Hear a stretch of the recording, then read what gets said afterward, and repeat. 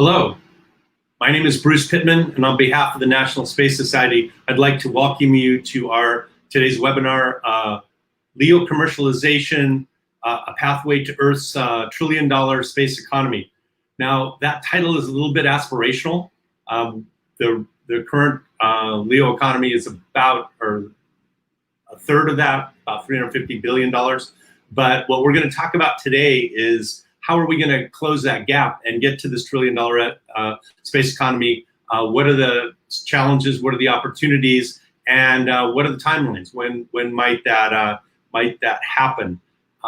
We have an outstanding panel of speakers today to help us to address this question. We're going to start off with Lynn Harper, who's the lead with Integrative Studies of the NASA Space Portal at NASA Ames. Full disclosure, I work with Lynn as a contractor in the Space Portal office, so Lynn and I have worked together for 15 years. Then we're going to have Mike Lewis, who's the Chief Innovation Officer for NanoRacks, Cindy Martin-Brennan, who's the Director of Strategic Engagement and External Affairs at Space Tango. Then we're going to do Rich Boling as the Vice President of Techshot. Elena Bulanova is the head of cell technologies of 3D bioprinting solutions. And then finally, Andrew Rush is the COO of Redwire and the CEO of Maiden Space, and he can explain how that just all transitioned there. And then finally, we're going to close out with Dr. Alex MacDonald, who's the Chief Economist at NASA. He's also the Program Executive for the ISS National Lab, and he can explain what that's all about. So anyway, why don't we just go ahead and jump into this? So let's start off with opening remarks from Lynn Harper.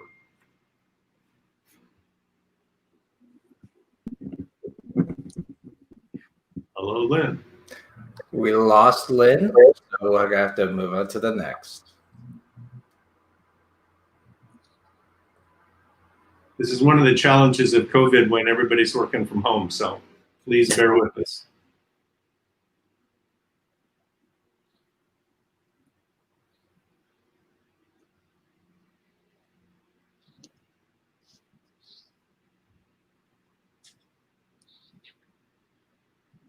This is what I tell my students all the time. You know, Murphy's Law, you know, everything that can go wrong will go wrong and at the worst possible time. And then Murphy's corollary, which is Murphy was an optimist, you know, so.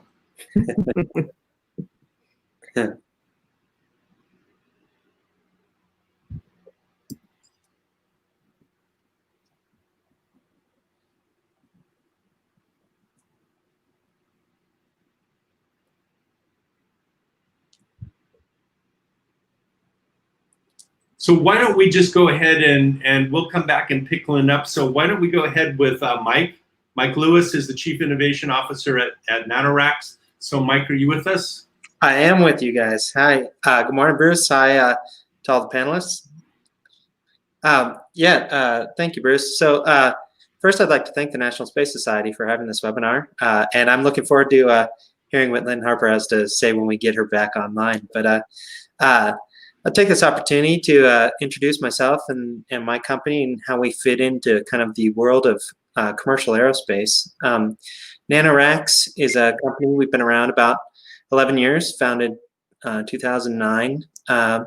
We're one of the first users of the ISS as a national lab.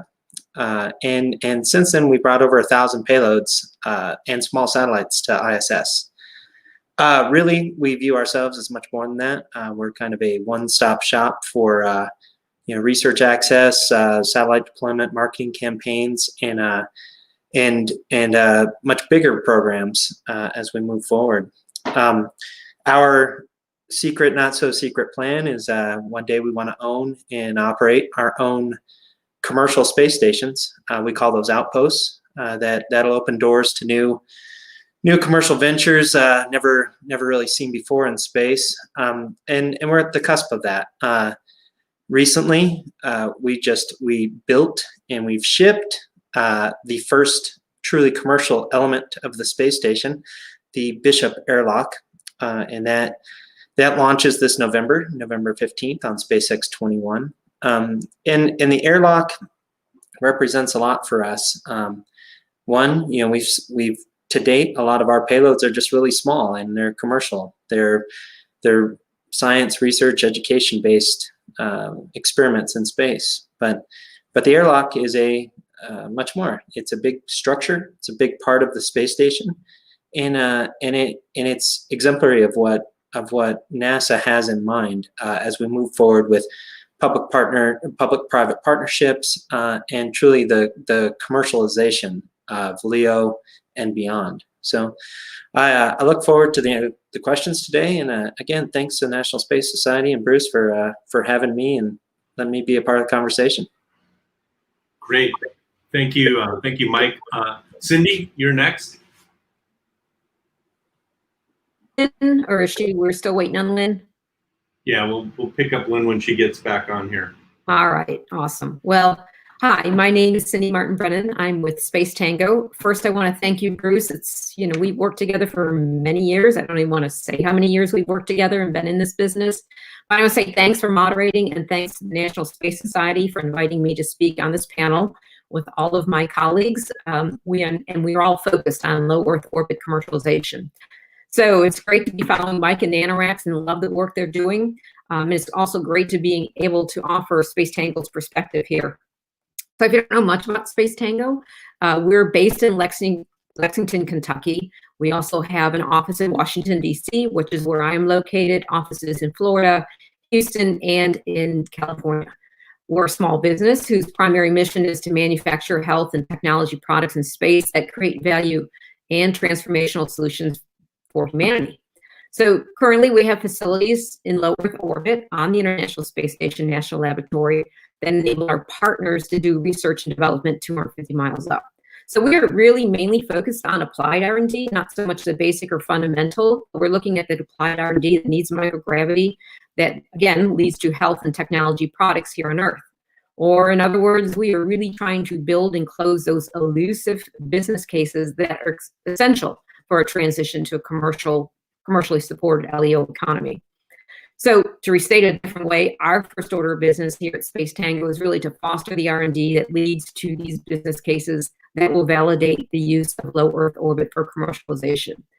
So you keep hearing me saying R&D. So for us, it really all starts with R&D and using the ISS as a test bed. Look, it isn't really intuitive to take R&D done on Earth, pack it up on a rocket, and send it to a laboratory in microgravity. One thing I can say is the approach of doing R&D in space is very much like R&D on Earth, right? It's iterative and it's not done in a short time scale either. But economic growth in space will be bolstered by R&D, just as commercialization on Earth here is driven by R&D. So this is where Space Tango comes into place. We work with the partners and we use the International Space Station as, again, this test bed for R&D and pilot manufacturing. I'm going to take us down a little path to give you an example of one of our partners that actually Administrator Bridenstine from NASA he speaks about, and that's artificial retinas. We have a partner, Lambda Vision, which is actually another small business in Connecticut. So we consider their Earth-based R&D, and we operationalize and integrate, their ideas into systems that are robust to operate in microgravity. So our work with Lambda Vision has identified applications that benefit from something we call layer-by-layer assembly in microgravity to develop these protein-based artificial retinas in low Earth orbit. So we hope this work with Lambda Vision leads us to eventual manufacturing of the product in space for the terrestrial healthcare market. In particular case here, and I want to stress that microgravity, so we really look to those cases that need microgravity. In the case of the artificial retina, terrestrial manufacturing, which can be done of these protein-based artificial retinas, is really confounded by the effect of gravity, such as sedimentation of solutions and irregular protein deposition. So the Lambda Vision is one business case that we think has promised to use microgravity, again, to use microgravity for the purpose of manufacturing. So I think of microgravity as a way to improve the manufacturing process. And to be clear, I'm not talking about products produced, I am talking about products produced for terrestrial economies. So to what degree do we see microgravity in the production process? Well, when we get to a point where it makes sense for the unit economics to include on-orbit manufacturing, but the challenge here is going to be scalability. So we are going down this case, this use case, pilot manufacturing, again with this company I just talked about, Lambda Vision. The challenge is going to be scalability. We can do some pilot manufacturing on the ISS, but again, at some point, we want to see what the unit economics look like, and then eventually be able to have full-scale manufacturing, but it will not be possible on the ISS. So I'm going to close here. We've seen an uptake in demand. Many of us who are sitting on this panel virtually can speak to that. So ourselves, Space Tango, NanoRacks, all the folks on this panel, we are basically de-risking the implementation of R&D for our partners coming from industry, academia, nonprofits, and other government agencies. So what I'm trying to say here is I'm coming full circle. Economic growth in space will be bolstered by R&D, just as commercialization on Earth here is driven by R&D. In Space Tango, we're partnered with these R&D companies to develop viable business cases that include manufacturing and LEO. So that's my quick opening. Thanks, Cindy. That's great. I think we have Lynn back, so can we slip Lynn in here? Good morning, folks. Sorry for the problem, and thank you to my son for offering me his hotspot.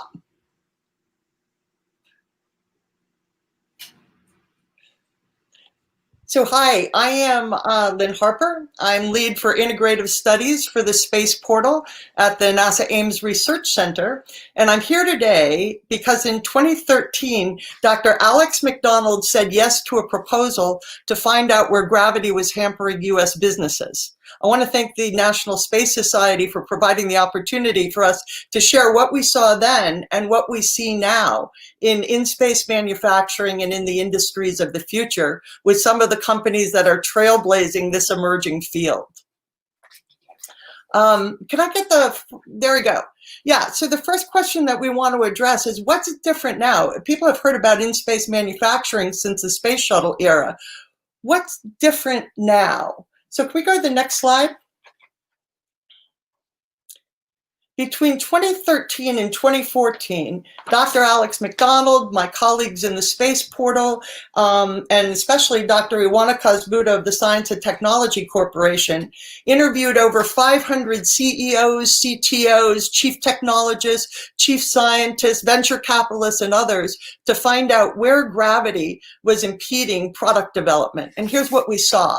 In 2014, the demands in high tech were for more bandwidth, faster processors, greater energy efficiency, better therapeutics, better medicines, more processing power in smaller volumes, specific wavelength applications for lasers, and performance in more extreme environments. And there was no end to this demand in sight. And it was already pushing materials and processes to the point that defects at the atomic and molecular level matter. And this is where microgravity can help. And so we flash forward to 2020, that demand is still there and it's growing. So at the time we were looking at this in 2014, we wanted to be able to prove that in-space manufacturing was viable by starting the process of in-space manufacturing. And before you could prove it was profitable, first of all, you had to prove that it was possible. So next slide, if you would. There was no program at that time, other than the ISS National Lab, that would allow companies to use the ISS to develop applications for a terrestrial market versus a space market. And so what happened is that Mary Beth Adine, who is currently the head of the ISS Research Integration Office, had the brilliant idea to tap into the innovative genius of American industry through the NASA's SBIR program. And it turned out to be an enabling idea. It was a brilliant concept, and we started moving forward. Around the same time, in collaboration with the ISS National Lab and the ISS Research NRA, we found that a number of different companies were ready to start pioneering in-space manufacturing, and the numbers grew every year. Right now, we have more than a dozen that are in the pipeline for development. But some of these companies really did not want to do work in space. If they could have done it on the ground, they would have done it on the ground. Others were first time to the space station. In fact, many were first time to spacecraft in general. So this is where some of the invisible pathfinders enter in, and that's NASA Mission Integration and Operations and integration partners, and they were the folks that were the interface between a company, a completely novice company, and implementing a successful investigation in space. And what we saw through this process was really remarkable. It was the rise of innovative, fast, agile, small space businesses with, and the increasing interest of large corporations in commercial space R&D. Many of the investigations that we've been supporting since 2016 is roughly when the first group was selected, and more have been selected each year after it. Many of these went from concept to first flight in 3 to 5 years, and these were with sophisticated. This was with sophisticated hardware. And I've never seen anything like that in my career. I've actually started in the shuttle era. I've been doing flight projects for most of my career. I've never seen anything happen this capable, this fast, and with so many different groups. There was clearly a change in American capabilities for space development. If I can have next slide, please. So, what did we learn? Well, this was one of the most important things that we learned, which was learning cycles. A lot of times we evaluate progress on the basis of time, but that's not really helpful in the developing of manufacturing processes. And this is because in order to make a profit in space, your product has to be not only better, but so much better that it makes sense to have manufacture in space as a critical element of the business plan, and your investors need to think so too. In addition, as I told you, there are a lot of first-timers, and they were absolutely surprised by how hard space is and how weird microgravity is. And so in order to develop the sweet spot in manufacturing, that's where you've worked out all of the bugs, you're manufacturing on a regular and reliable basis to a very high standard. In order to find that sweet spot, it requires practice. And time doesn't equal learning cycles. A lot of folks said, well, you know, we looked at in-space manufacturing during the shuttle era, and how come it wasn't developed? And the answer is because of learning cycles. We didn't have enough of them. During the 30 years of shuttle history, we're only 3.5 years in space. So with the space station up 24/7, 365, this gives us the opportunity to get the learning cycles that we need to break through some of the key concepts in in-space manufacturing. Can I have the next slide, please? So I wanted to go in and say, could we do this? Well, all of the in-space manufacturing proposals that we're looking at are still in their early stages of development. And when I was originally putting together this talk, my concept was to talk about each one of the ones that I've seen and where they were. But then the ISS National Lab R&D conference happened. The ISS R&D conference happened on September 17th. And in it, these existence proofs were shown. And every one of them there are examples of that you can get to the precision necessary for the types of very high-tech, cutting-edge manufacturing that's going to be needed into the future. And I just want to go really quickly over them. Any crystallization types of effects, biological, non-biological, smaller crystals, larger crystals, more uniform crystals, all have benefited from microgravity production. In 1997, the first application of the Human Genome Project technologies to the ISS, where it's the first time we could see the actual genes that were changing in space and then correlate them with the other physiological consequences of spaceflight and the physiological opportunities of spaceflight. 2014, Made in Space produced, 3D printed the first tool in space, and that's really where in-space manufacturing begins. Then in 2016, Gene Lab started, and they just reported in 2020. This is a huge amplification of space data. Old data took on new value. The volume of information and the quality of information that we saw is several orders of magnitude over anything we've seen before, and they were able to combine the results from multiple investigations to make new discoveries and new applications. It's a gangbusters presentation, and you can go see it. They have the presentations up online. Then the Mighty Mice experiment in space, one of the cleanest, neatest demonstrations of using space to accelerate processes that are important for pharmaceutical development. And then finally, the cool down laboratory. Cool down laboratory just blow you away.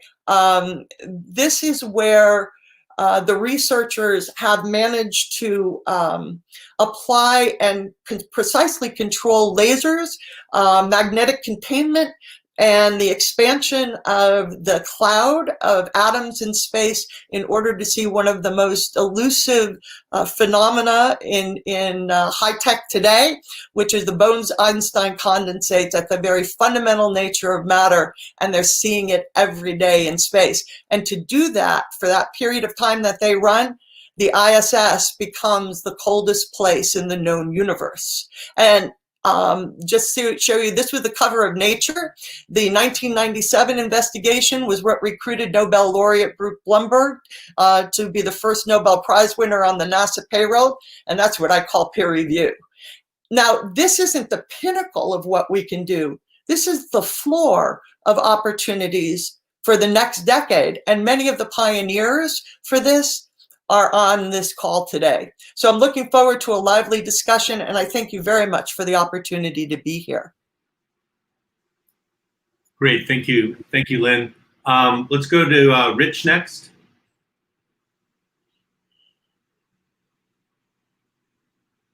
Hello. So my name is Rich Boling, Vice President for Corporate Advancement at Techshot, a company I've been at now for 20 of its 30 years.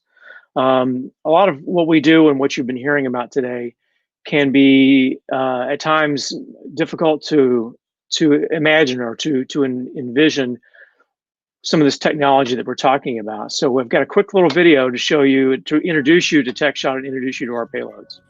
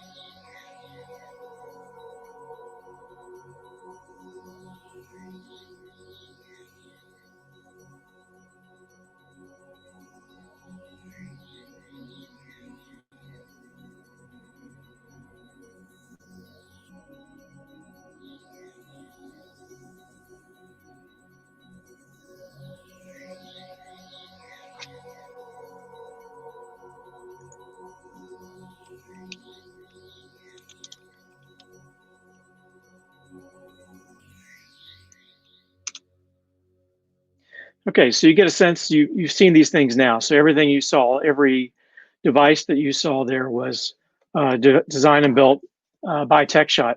Some of the earlier images and the commentary there that we started building equipment for the space shuttle, doing fundamental life and physical sciences research on board the shuttle.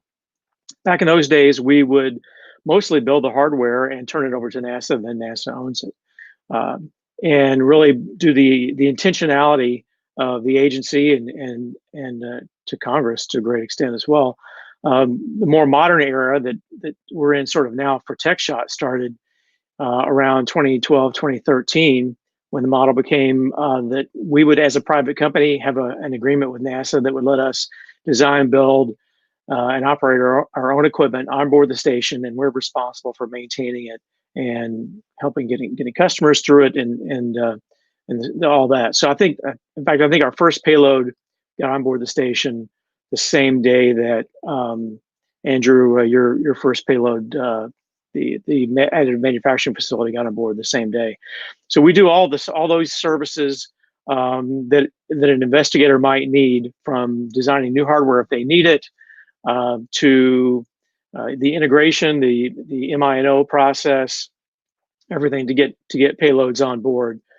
So besides our own equipment that you just saw in that clip, we also now manage the Advanced Plant Habitat, which is NASA-owned hardware, and then the 2 research furnaces that are on board. Next, please. So some recent payloads.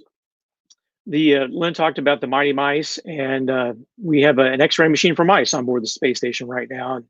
And those mice were X-rayed inside that bone densitometer. Obviously, bone loss and muscle wasting are tall poles in the tent for human crews going to Mars. And they also, those things affect Americans and people the world over, obviously, here on Earth. And so pharmaceutical companies, NASA itself, are trying to develop new protocols, new drug treatments to stop that. And so we're playing our part there. You can look at Techshot in a way with a lot of these devices. So we're providing the picks and shovels. So most of the research is not our research. It's a NASA researcher using our hardware, or it's a university researcher using our hardware, or somebody from industry. We have a really big experiment that we're preparing for in partnership with AstraZeneca. They're the customer using our hardware. And they'll be using what we call the multi-use variable gravity platform, of which we have 2 on board the station right now. And that project has taken a pause right now, and a rightful backseat to that company's work on a vaccine for COVID-19. But when we get on the other side of this, we look forward to getting AstraZeneca into space as one of our most important customers. One of the most recent things that we've developed and flown is a bioprinter. So we've got a 3D biofabrication facility, as we call it, or our BFF, and so we've got that added to our catalog. So I think we have 6 or 7 spaceflight qualified payloads right now that Techshot owns and operates, and then a couple, or 3 rather, that we again manage for NASA. So you can think of us again as a spaceflight technology and services company. In fact, on the services end, I know Mr. Cruz, if you're watching and you need to have someone flight certify your cameras and your lighting equipment and your props for a movie being shot in space, Techshot can absolutely handle that for you and make sure NASA approves of everything being used aboard its station.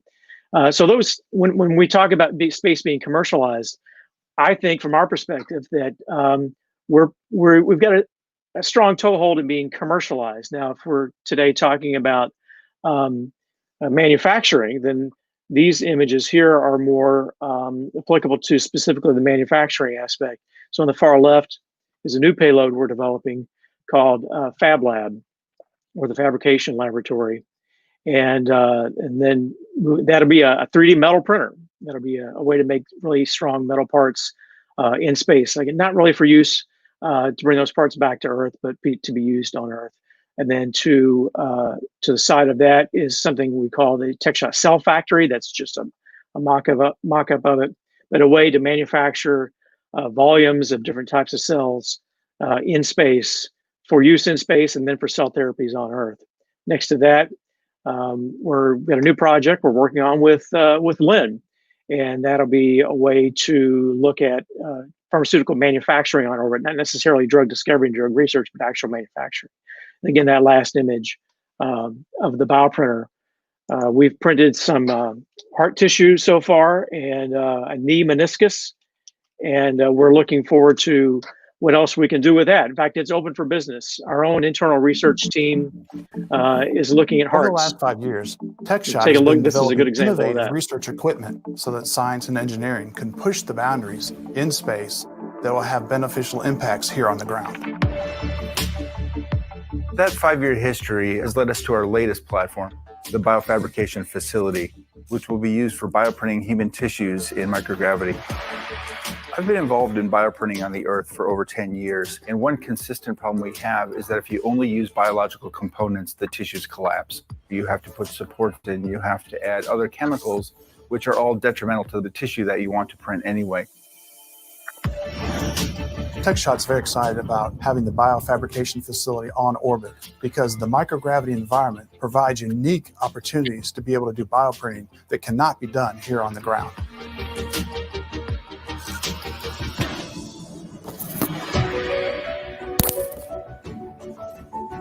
We're going to be able to print small open cylinders that would represent blood vessels, hollow cavities like you would find in a heart or other organ. So it's a whole new paradigm now in bioprinting that we're able to try in microgravity. So what does it take to be successful to bioprint in space? A very good bioink, a high precision printing system, the ability to culture the materials so they can mature into a fully developed tissue. After Techshot completes its validation of the BFF, we're excited about the possibility of opening collaborations with world-class researchers to really find the edge of what can be bioprinted in microgravity.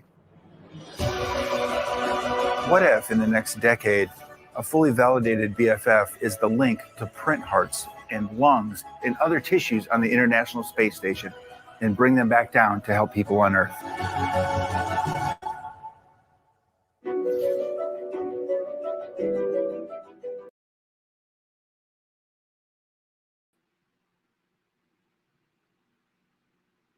So Rich, you're muted. Those weren't pearls anyway. Let me. This will give me a chance to think about that a better. So you last heard from our chief scientist there in that clip, and you know, driving toward providing solutions for the organ shortage here on Earth is certainly a strong goal for this effort from Techshot. It is something what we're doing right now is really, I wouldn't call it manufacturing. Again, we've printed some tissue, but we call it manufacturing research at this point. Lynn talked about proving that things are possible first, and I think that's really where we are right now. We're probably 5 years from an implantation of a heart patch, and we've got a lot of work to do in the meantime. But we feel like we're on the right track. So thanks for your time today. Please, great to be excited to be involved. Thanks, Rich. Appreciate that. So Techshot isn't the only one that's interested in bioprinting on the ISS.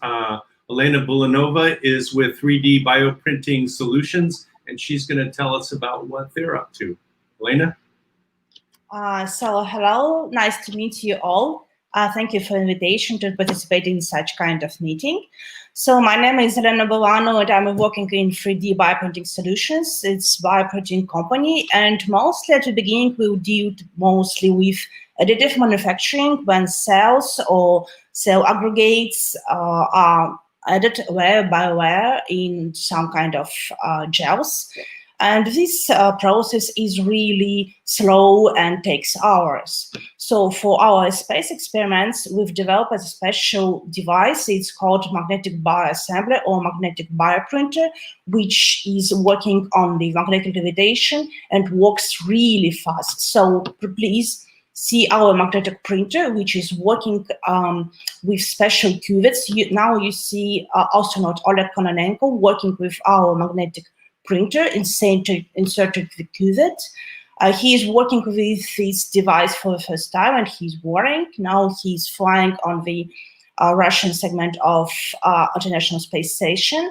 And this is a close-up of how cell aggregates consisting of thousands and hundreds of cells are flying by magnetic levitation. They're collected in one specific magnetic trap, and now they're allowed for fusion during 24 hours. So using our magnetic assembly or magnetic printer, we've worked with different types of cells and different objects. Please, next slide.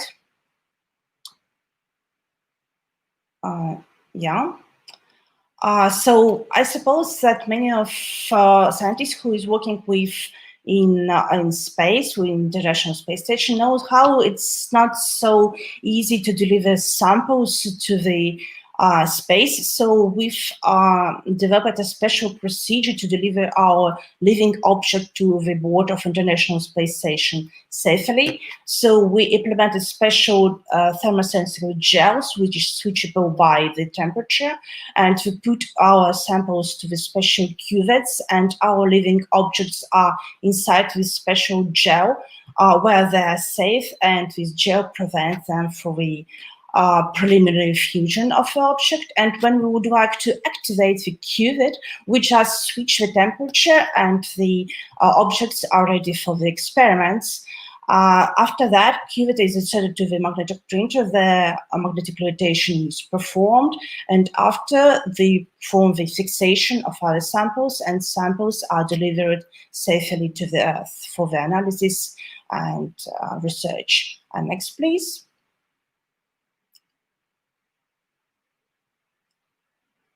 We've used our magnetic printer for different assemblies. So as I said before, we used different cell types and made different constructs for human tissues. It was already 1 year ago when we performed the assembly of meat construct using myoblasts and fibroblasts.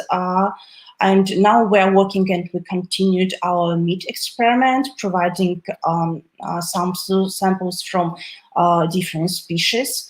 Also, we've tried to produce biofilm-like films from bacteria to test different drugs in space and on Earth. Also, we've performed protein crystallization, because protein crystallization goes much quicker in space. And also we're working not only with living objects, but also from different compounds. So like we've tried calcium phosphate crystals production for bone repair. We're using these constructs as a scaffold for bone repair, and we implement different types of cells on these scaffolds. So from December 2018, when we first sent our magnetic printer to the International Space Station, every expedition worked with this device, and they enjoyed, and we have different reports from our astronauts, how they performed the experiments. So we are open to any suggestions from the companies and from scientific groups to use our magic device. So thank you.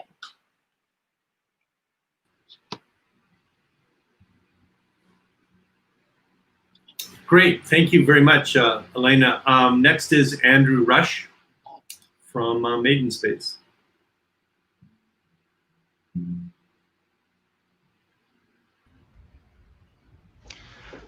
Thanks so much, Bruce, and thanks to the National Space Society for having me on this webinar.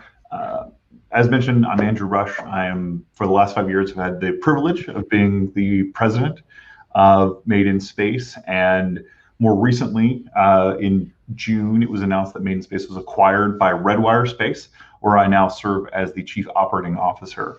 So, you know, Maiden Space as an organization is focused on, enabling people to sustainably live and work in space via development of manufacturing technologies that both give us a reason to kind of go and stay in space, give us economic motivators and drivers to move us into low Earth orbit initially and then beyond, as well as to develop technologies that make make utilization of space, low Earth orbit and beyond, more effective and more efficient.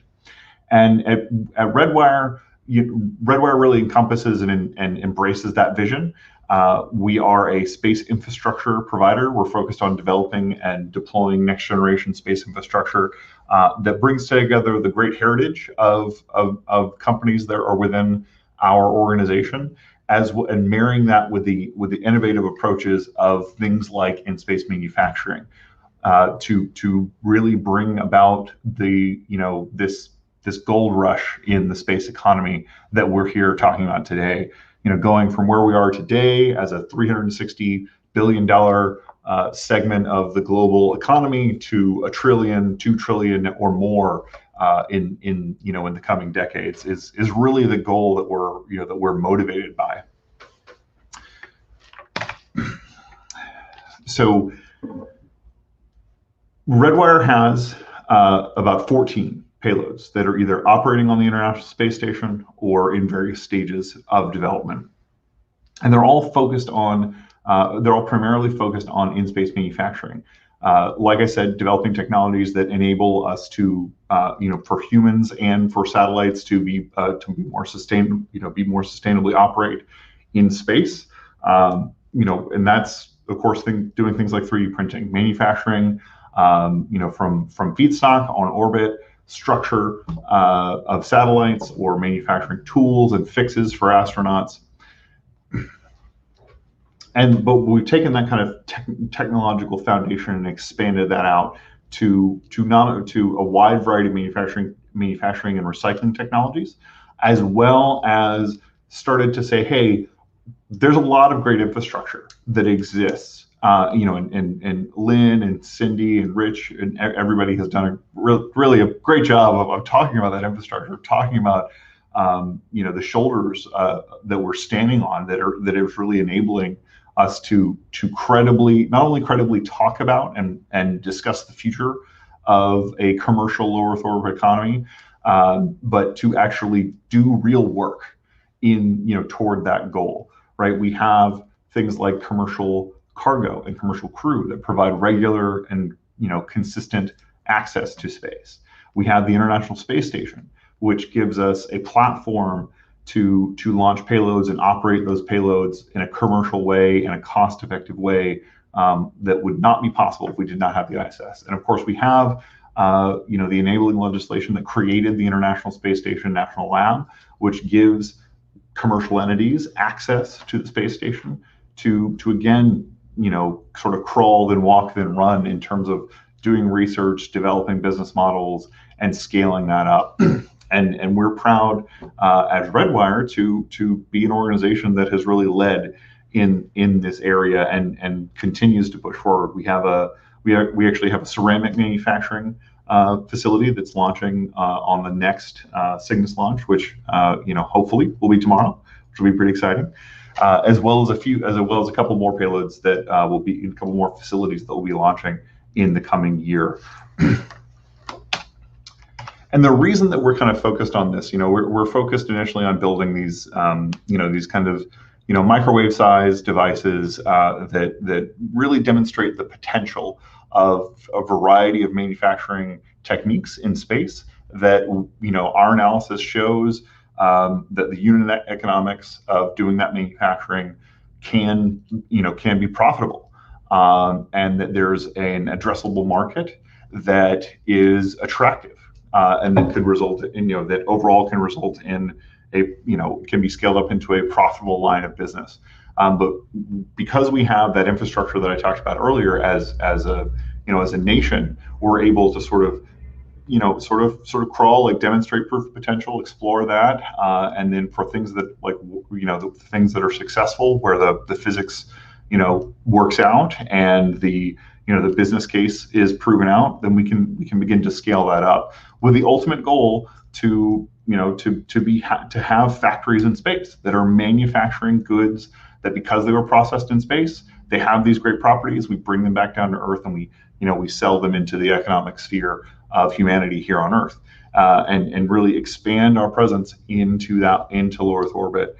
And that's something that gets me really just fundamentally excited as a human, and fundamentally excited as a sci-fi aficionado, and fundamentally excited as a member, as a U.S. citizen, that we and the investments that we have made allow us to be forward-leaning about this, and that from a policy perspective, that development will enable us to do more in space. That a low Earth orbit economy that is vibrant, that has goods and people going to space for fun and profit, means that we can send astronauts to scientific and exploration endeavors to low Earth orbit and beyond much more cost effectively.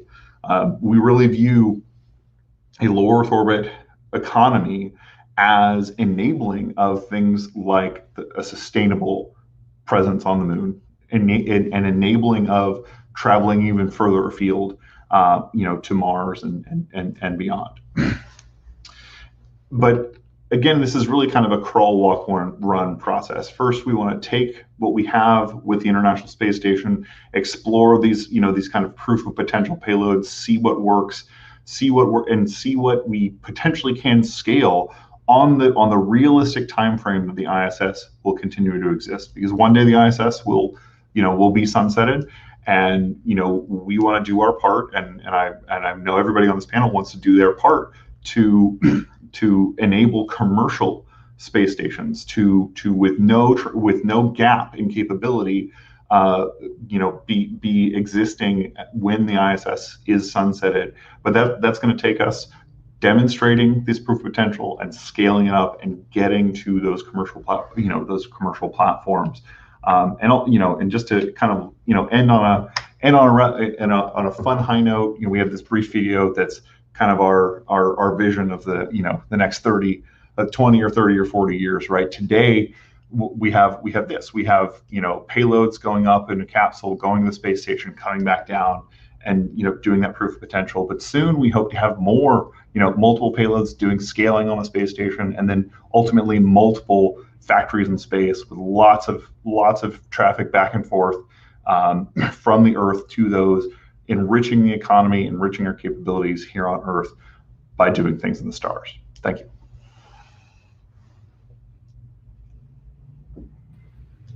Thanks, Andrew. Very exciting ideas, and that's some of the things we're going to address in the question and answer. The last speaker before we go to questions and answers is Dr. Alex MacDonald, who's at NASA headquarters. Well, thanks, Bruce, and thanks to everyone who's been presenting such excellent research and results here today. As I think you can tell, this is a really exciting time in research in low Earth orbit, in the development of our space economy. And obviously, as someone who works at NASA, I would be remiss if I didn't point out that, of course, this is the 20th year of continuous habitation off of the Earth on the International Space Station.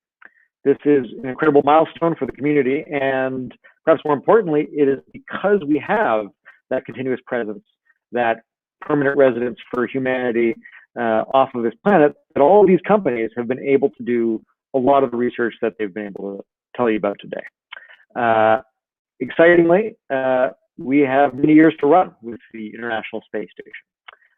Currently, there are proposed bills in the House and Senate for extension of the International Space Station to 2028 to 2030.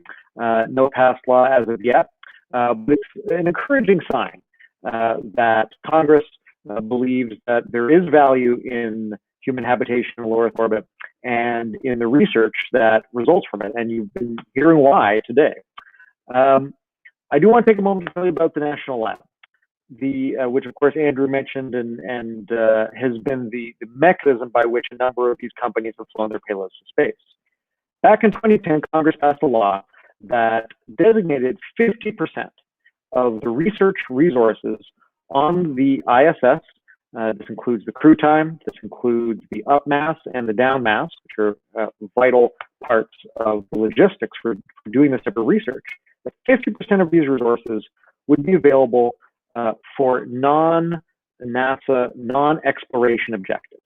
And what that did is it opened the door to companies who are pursuing their own types of applications, like you've been hearing about today, to other government agencies like the NSF and the NIH, who have been funding activities in this area to the tunes of millions of dollars a year. It opened the door to this broader base of research than just what NASA was doing, and it's been a critically valuable part of our overall portfolio for the last 10 years. I'm honored to be able to serve as the NASA official overseeing that activity.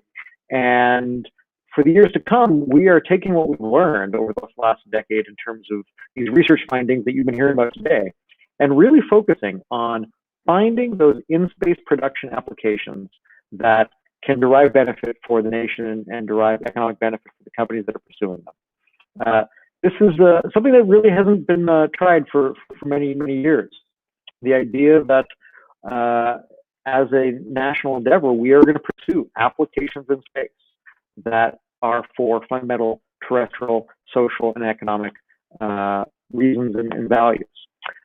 This is a hard process, although we have a lot of exciting research endeavors. Currently, we do not have any actual applications that are done annually every year, again and again, because it's such fundamental value to the terrestrial economy that leverages the microgravity environment. But today you've heard some of the most exciting areas that we are pursuing. And what's exciting is that companies are at the forefront of this. The ISS and the National Lab are there to support these endeavors. And you know, I think it's just really an exciting time. So if you're an entrepreneur out there, or if you know any entrepreneurs or researchers in universities, now is a wonderful time to get engaged in the microgravity research community. Two last notes before I finish up here. I talked a lot about the ISS, obviously, but what's also important to recognize is that NASA and other government agencies, including the State Department and Department of Commerce, with whom we authored a report with the National Space Council, have recognized that a continuous U.S. human presence in low Earth orbit is a priority and a policy of the nation. This is a really incredible moment, I would say, in the economic history of space development. We now have a recognition from the administration, from the government, that it is U.S. policy to always have a human in low Earth orbit. That, I think, is a vital source of demand for future commercial development, and it's a vital source of ability to continue to learn from living in space, to continue to learn how to explore farther beyond low Earth orbit. And I'm really heartened to see that that's the level of maturity that we have now reached.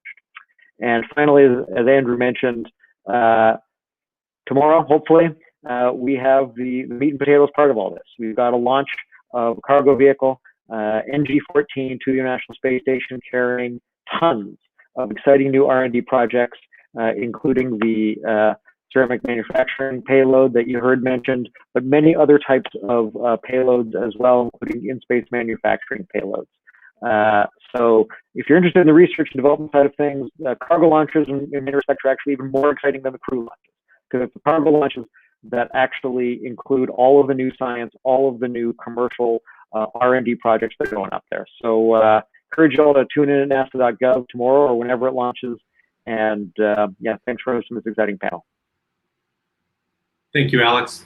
Very good. So we're going to take a real quick commercial break, like 1 minute, and then we'll be right back with some questions and answers.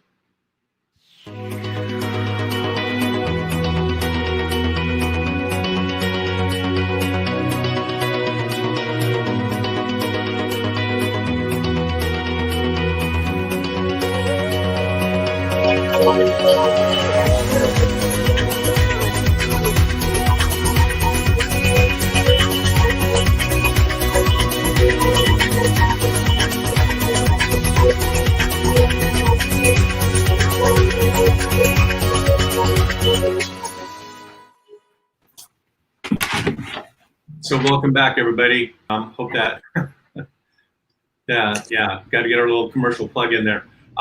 So I want to start off with asking some questions, but right after this, we're going to allow the audience to ask some questions too. So if you wanted to ask a question, if you go to facebook.com/NSS, you can put questions in there.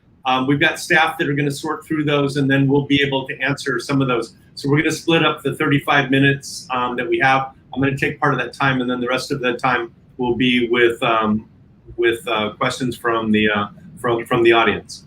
So let me start off with just kind of a broad kind of a question.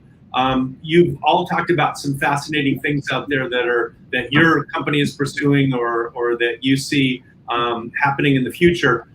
So I wanted to see if you could expand on that a little bit about not only what do you see the biggest opportunities, but kind of what kind of time frame do you see? And then also, what do you see as the challenges? You know, there's always usually some issues or some things that make things more difficult. So, you know, what do you see the opportunities and the timelines for? You know, is this something that's going to happen over the next decade? Is this going to be, you know, take 20 years or what? And then what do you see as the challenges? So I'll throw this open to whoever wants to go first. So I would address maybe the challenges a bit, that there's a physical constraint right now, at least on testing and trying things out on the ISS. It's the blessing of being successful and having so many companies such as those represented here today with payloads on board is that now things are becoming a little tighter, and things have to come out while others go in. And I know all of us here deal with that. But also there's opportunity in that demand as well. So with Andrew talked about a lot of the private things coming online, all the other opportunities and other companies that are coming into this.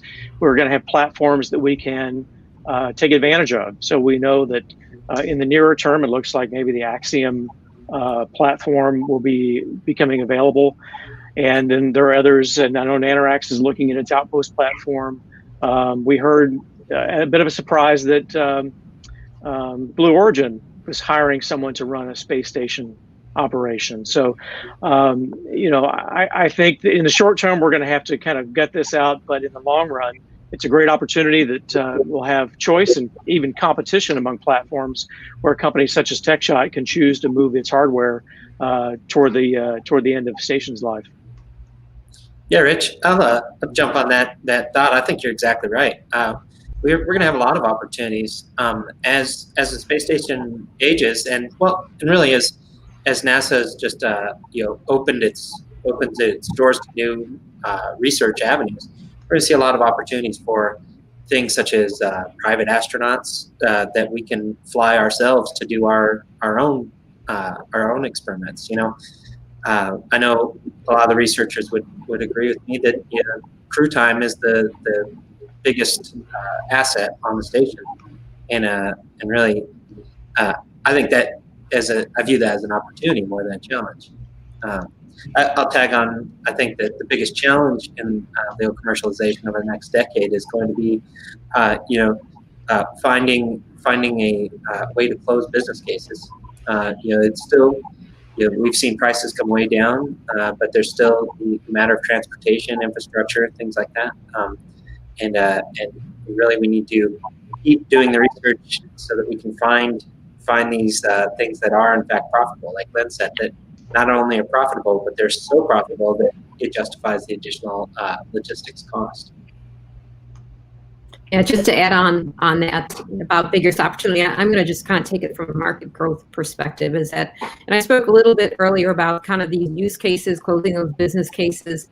The types of things that benefit from, again, microgravity, doing things in microgravity. That's key. Finding those applications on Earth that really will benefit by being done in microgravity, like the layer by layer deposition assembly that I spoke about. I think that's the biggest opportunity if we can find those use cases, that type of R&D that really benefits from being in microgravity, and then closing those unit economics, as Andrew talked about earlier as well. So I think that's the biggest opportunity. The biggest challenge is sort of the same thing, finding those use cases that benefit from microgravity. I think we have to be really careful, as success is really kind of a matter of focus. So Alex talked about this, we have a lot of things going up to the International Space National Lab, enabling a lot of R&D and proof of concepts. But I think we have to be very careful that we're not going to, we're not hoping for a killer app to come out of it. We're doing a variety of things, but it's a long-term, as Andrew implied, this is a very kind of a long-term baby steps. You got to crawl before you walk and run. And so I just kind of stay away from, when we talk about killer apps, there's a lot of things going on here. And I think, again, using microgravity and figuring out those applications that need microgravity, I think that's going to be the biggest opportunity as well as the biggest challenge. Yeah, to maybe yes and that, Cindy. I think the opportunity that we have in the next decade with LEO commercialization is really the establishment of LEO commercialization. Is at that transition point from ISS to the next thing, having scaled business lines, plural, that are generating sufficient revenue to pay rent to commercial platforms. And that right there, it will be the way that we measure and demonstrate the second great legacy of the ISS. Alex mentioned something that's so awesome, which is that we've had 20 years of people sustainably living and working in space. That's the first legacy of the ISS. And that's amazing. But that second legacy of and here are the business lines that you know that have grown and will spark an entire economic fire in low Earth orbit. That's that second legacy. The challenge that we face is we need to sustain budgetary and policy support for these efforts. LEO commercialization is something that NASA and Congress have enabled, have given us the playing field. We need that playing field to stay, and we need continued support for that, but from NASA and from a more whole of government approach. Both governments saying, hey, this is interesting, and here's ways if we take manufacturing out of the, or take gravity out of the manufacturing equation, we can do interesting things. But also saying, being early adopters of the products and services that are being developed, and using that sort of using that power, using that forward-leaning nature of the government can have in terms of adopting new technologies, adopting new services to help us achieve that second great legacy. Yeah, I'll add on to that and very much concur. I mean, I think the opportunity really is to find these applications that are so valuable that we can perfect a process and do it again and again and again and again. And right now we're at the R&D phase. We're not there yet.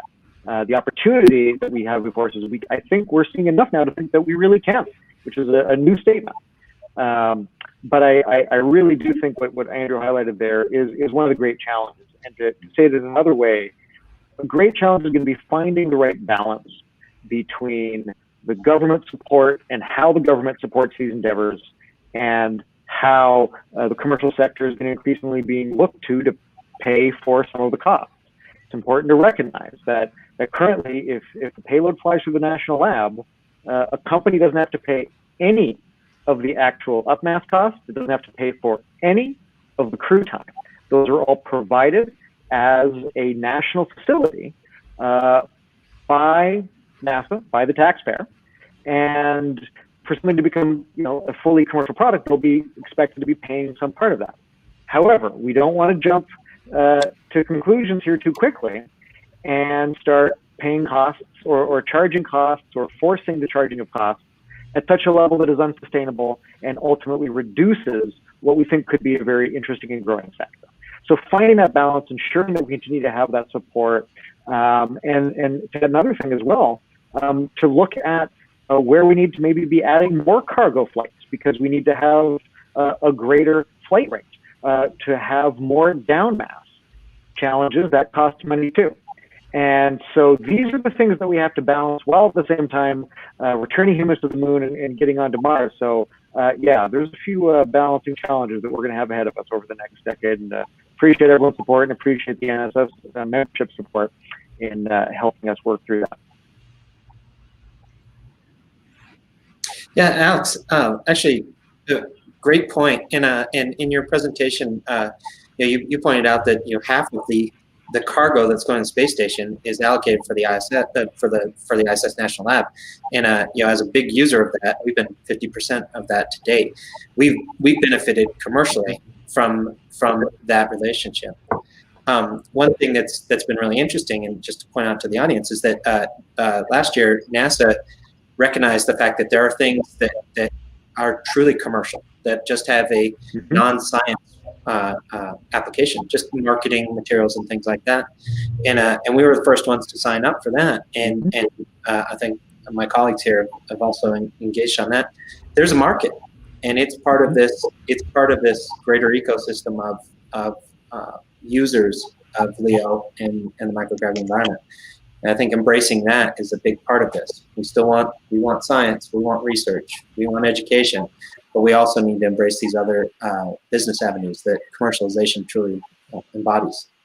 Yeah, so absolutely. Let me drill down a little bit in one area that I think is real pivotal to this $1 trillion, kind of goal that we've kind of notionally established here, and that is this transition from R&D and basically learning in microgravity to manufacturing, where you take some materials, you take them to space, you do something to them that adds value to them, you bring them back or sell them in space, and you make a profit.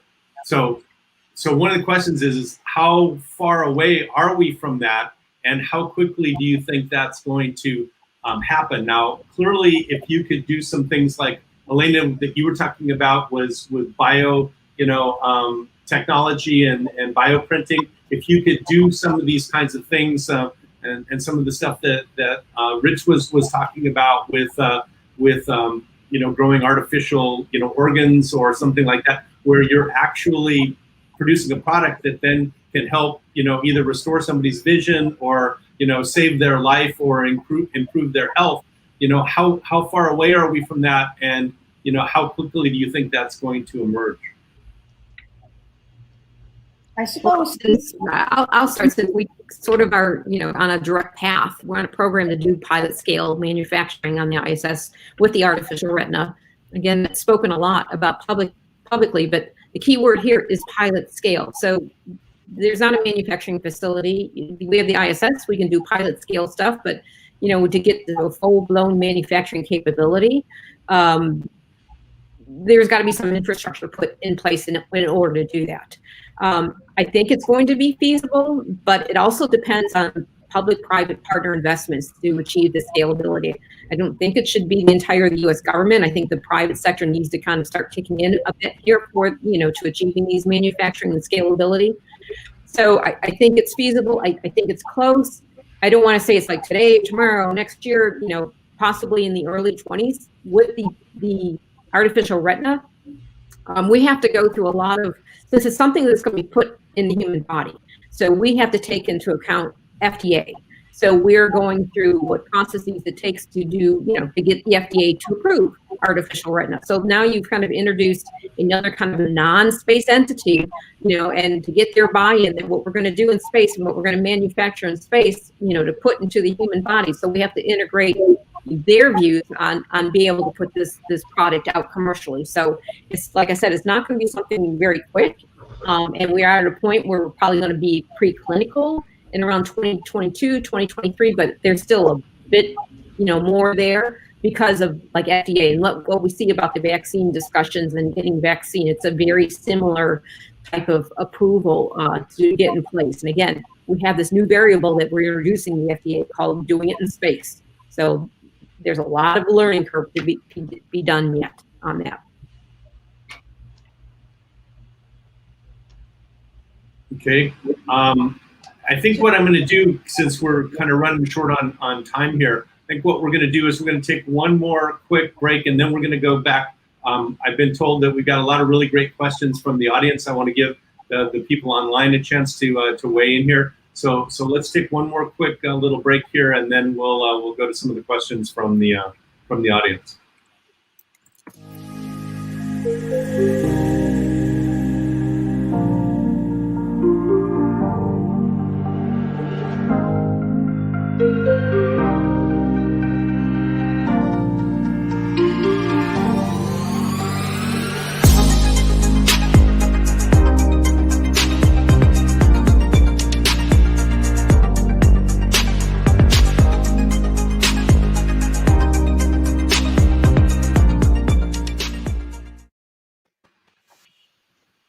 So welcome back, everybody. So now we're going to go to some questions from the audience.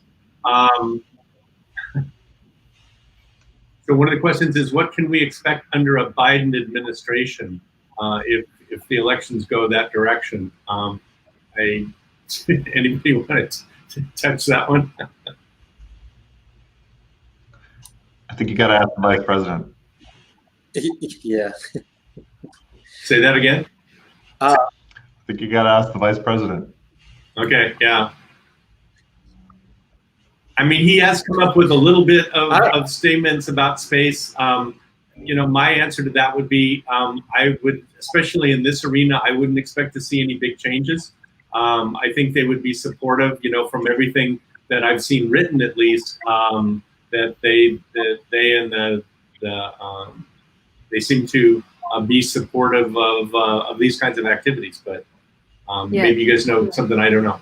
So you have to understand that it's just not the White House, it's Congress that also forms, kind of the foundation for policy. And we have, these policies that have been formed, as Alex was talking about, since 2010, 2005, the National Lab. So we already have a really good, foundation of space policy there. So I would imagine the Biden administration would, continue to work with Congress like President Trump has worked with Congress to kind of keep forging for the U.S. to retain leadership in space. So I can't imagine much difference. But do know that Congress needs to be a piece of this as well. So the House and the Senate and the White House, that they're all three will affect space policy.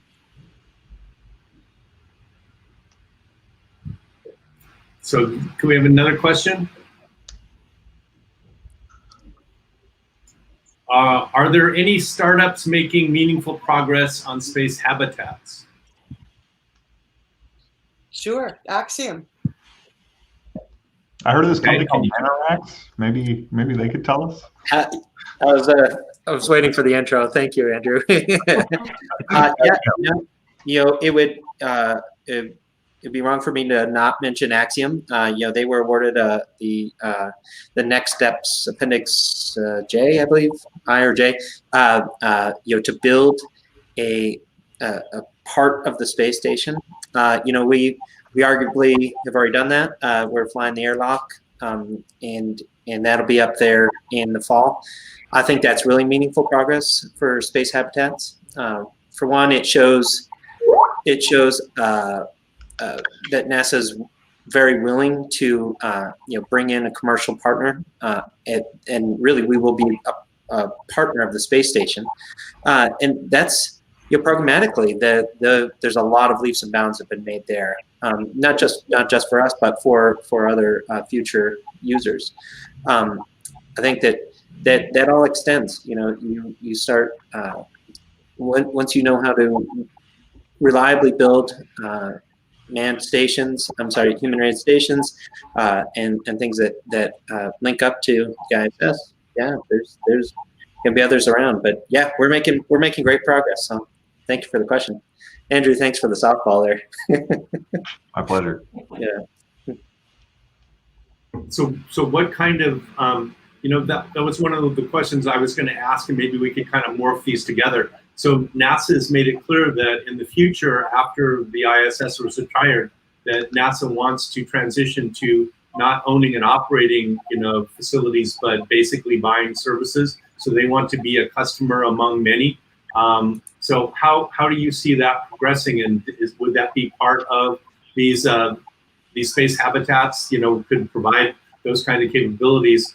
So Axiom has a plan that's announced. Do any of you guys have plans and similar plans? I guess, sorry to monopolize. We definitely have a plan. Our plan is complementary to the ISS. One of the things that we've noticed is that there's a lot of things that you can't do on the space station. So one of our plans is to build other platforms where you can do other sorts of research, and these could be free-flying stations, could be really close to the station, be visited by the visiting vehicles, crewed vehicles and such. But yeah, we definitely see that being complementary to the ISS as it ages. And I'll just say from an NASA perspective here, over a year ago, we laid out kind of the 5 parts of our overall LEO commercialization strategy. And one of those critical elements was actually an estimation of early demand for a commercial facility post-ISS.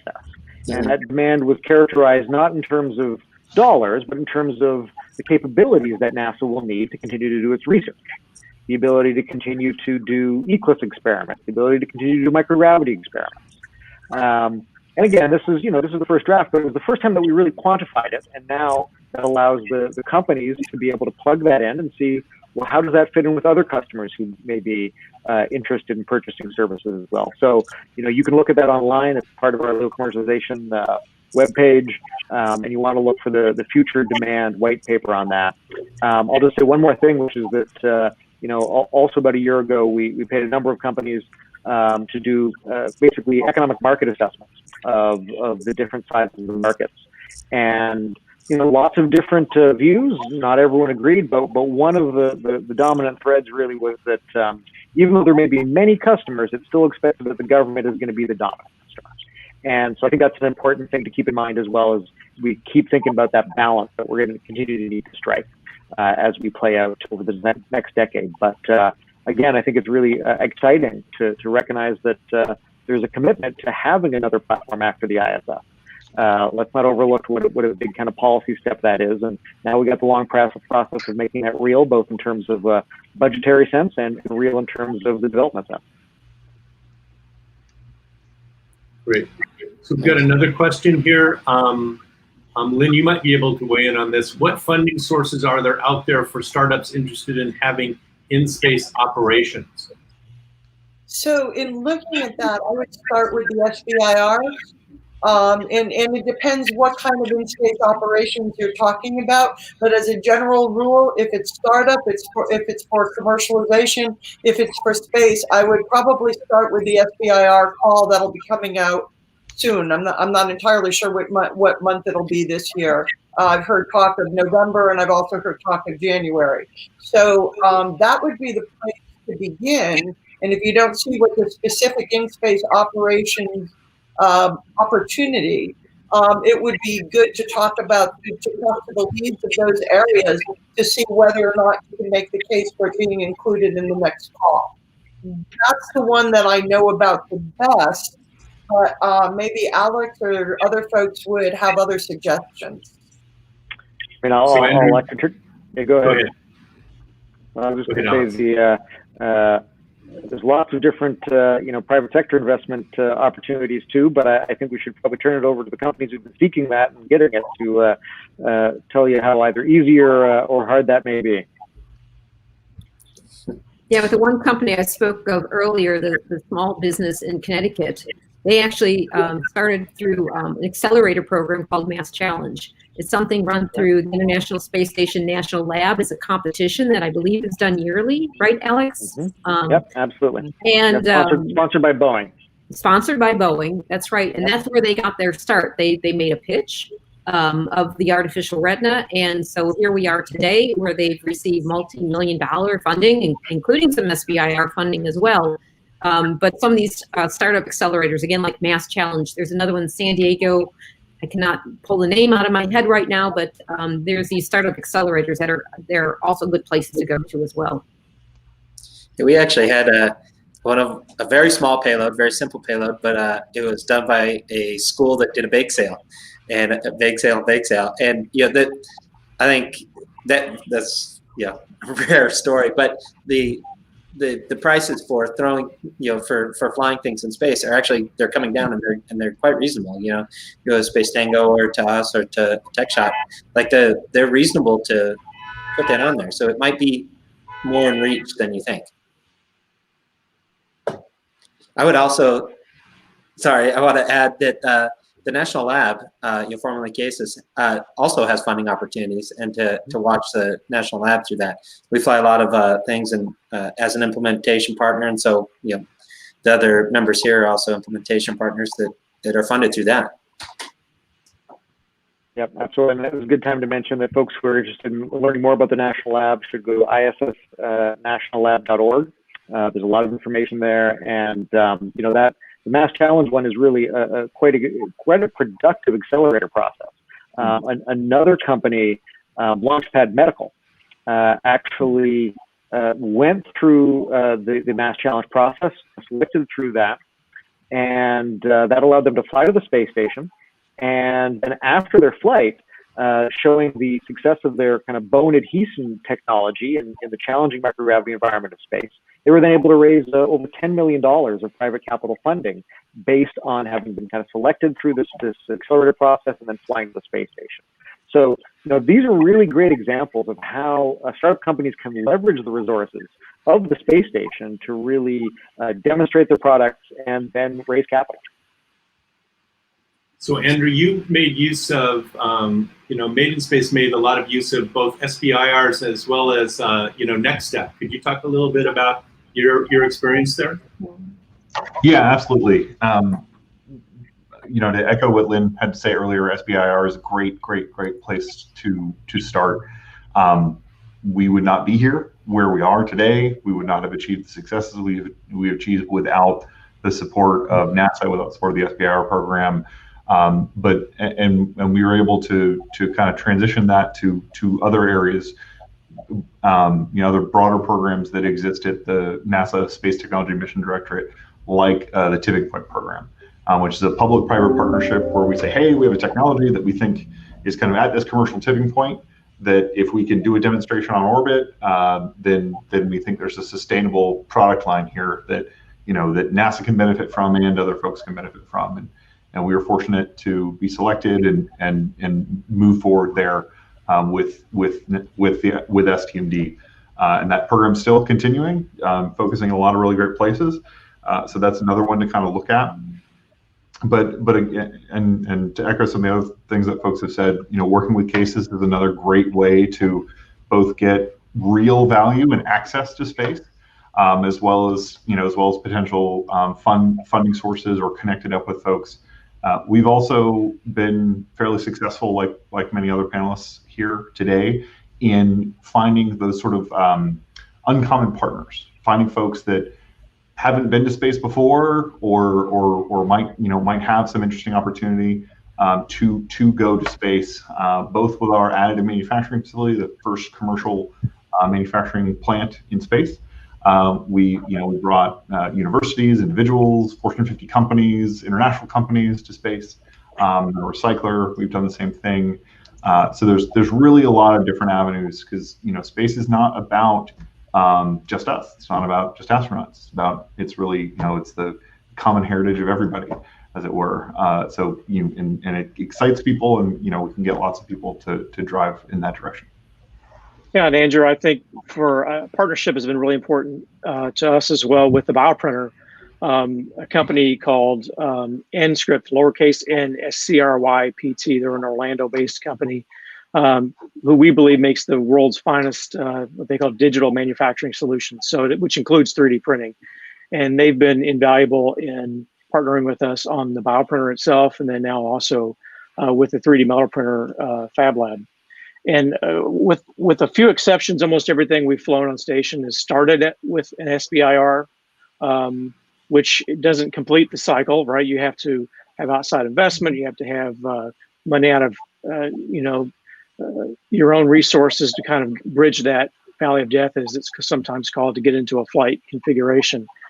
We invented a project, a lighting system for the military, for terrestrial use, just a military terrestrial product. Spun that off, and it's been pretty successful. And it provides a revenue stream back to us to be able to bridge some of these valleys of death on some of these other projects. And then, although we have been successful with NASA SBIRs, our bioprinter actually started as a Defense Health Agency SBIR related to the development of artificial vascular grafts. And as we started to develop that and had some success with that, we started to look at what else we need to make that successful, or what could we do with that technology. And that's where we partnered with Nscript on the bioprinter. And we think eventually those things could come together in a nice way to the benefit of a lot of people. I think there's one more. Time for maybe. Go ahead. I was just going to say another funding opportunity that's open, and I think it's going to be open through 2025, is the ISS Research NRA, Research Utilization NRA. If the in-space operations that the lady that asked the question was interested in uses the ISS, that would be another mechanism. And it's one that's also supported a number of these projects as well, from SBIR phase 1, phase 2 into phase 3, where it actually gets implemented. So there is a pipeline all the way through, starts to get choked towards the end as the investigations mature.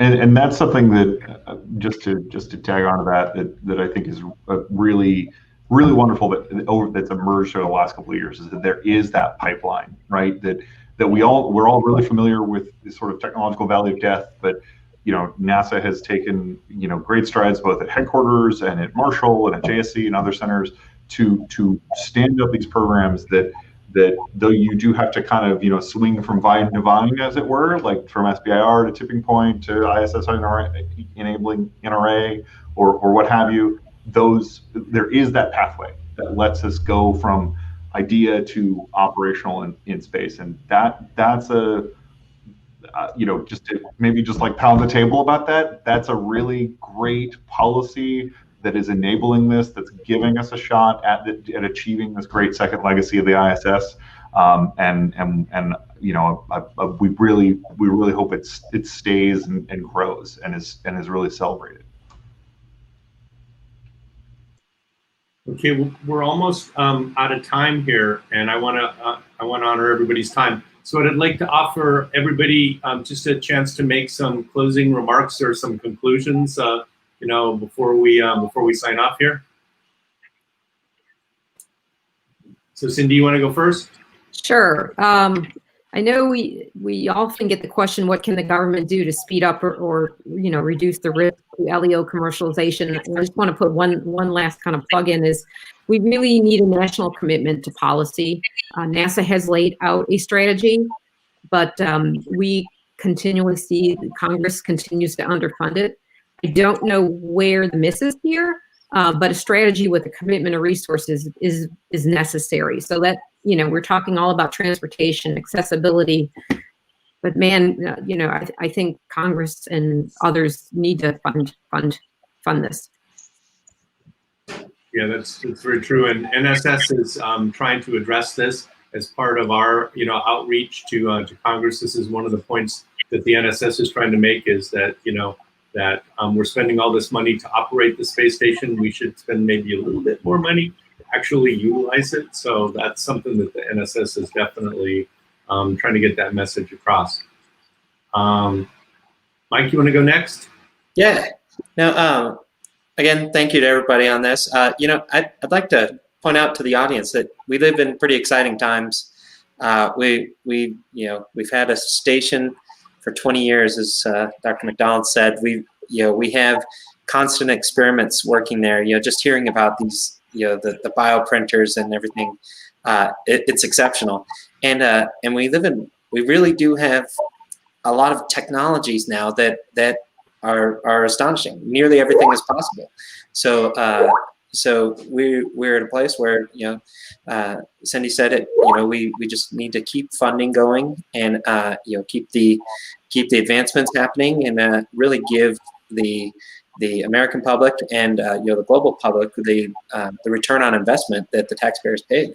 So we yeah, it's exceptional times, exciting times. Keep an eye on the companies highlighted here.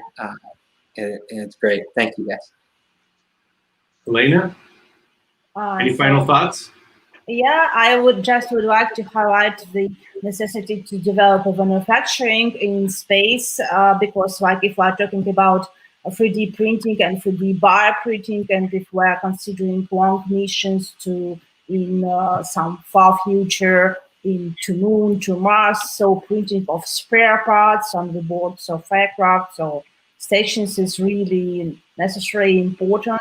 And if we're talking about 3D bioprinting, I would like to stress that printing food and to have like some spare parts for human body also will be beneficial and will help us to commercialize the space sport. Thank you. Very good, thank you. Rich? So I tell people all the time that I think we're living in, these are the good old days. This is the golden age of space flight. You know, I'm curious what Alex thinks of that. And I just finished the long space age, so and so you know, and so whatever. You'll whatever get your $5 later, you know, yeah. Right. Whatever the motivations are, whether they're, to Alex's point, intrinsic or, you know, signaling motivate, whatever your motivation is, we're seeing activity that we've never seen before from a lot of corners, not only of the country, of the globe, that we've never seen before. And taking advantage of that is sort of part of our challenge. And how do we manage that? You know, I don't remember ever seeing NASA logoed items in Target before, right? I mean, it's just sort of a lot more in the public vernacular in a way that it hasn't been before. So I think the opportunities for us to be able to be smart about now that we've got your attention, what do we do with that?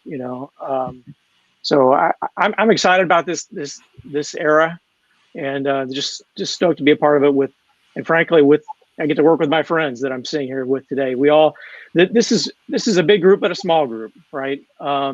Compared to other industries, so many more players, and I think we would all agree that a victory for any of you is a victory for me and for the industry, and we just would like to see more activity, and I think more that means more success for all of us. Andrew? Yeah, I think just thinking about the core keys that unlock this future that we all are extremely fortunate to spend at least a portion of our day-to-day on, and I think what it really comes down to is almost like pragmatic space folks, right? We need to do real work, and we need to find those viable business models and then pursue and execute on those to bring about this this future LEO economy, and that's something that I think we have a great group of folks that are working on that, and I think it's something that our partners at NASA and other organizations are seeing and celebrating and supporting.